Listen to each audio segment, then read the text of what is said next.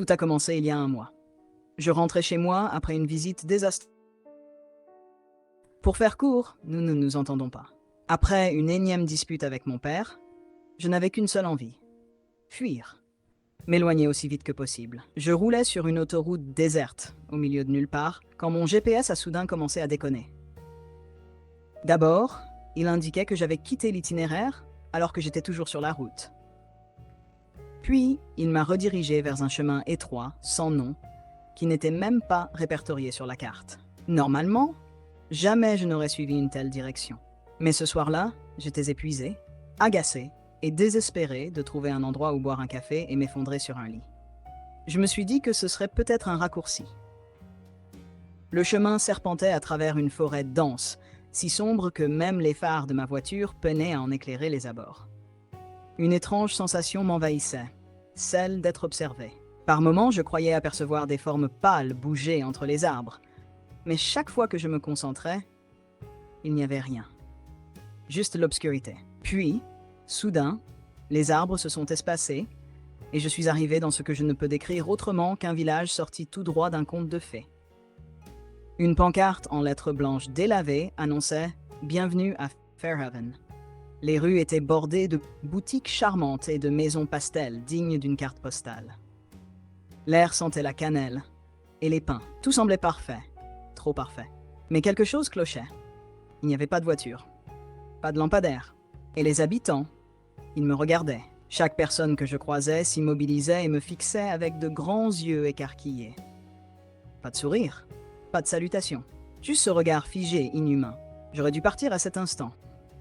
Mais il y avait une étrange attirance dans l'air. Une sorte de sérénité inexplicable m'envahissait, comme si tout le poids de mes soucis s'évaporait. J'ai décidé de rester pour la nuit. Je suis tombé sur une auberge appelée The Hearthstone, tenue par un vieil homme aux cheveux blancs épars et aux yeux d'un bleu glaçant. Son sourire était accueillant, mais ses yeux... Il racontait une autre histoire. « Vous devez être fatigué », m'a-t-il dit en me tendant une vieille clé en laiton accrochée à un ruban. Cette nuit-là, tout a changé. Je me suis réveillé en sursaut à 3h13 du matin.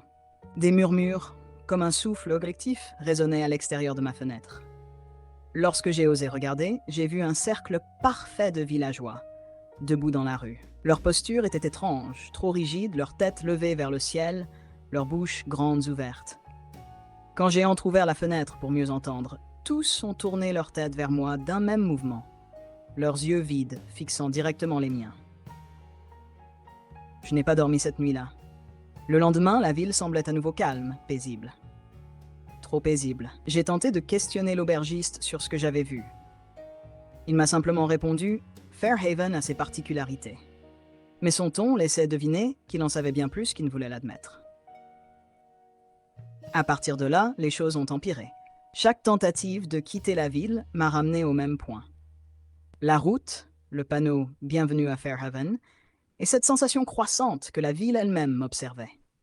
Pire encore, une silhouette immense et sinistre a commencé à apparaître, toujours immobile, mais toujours plus proche.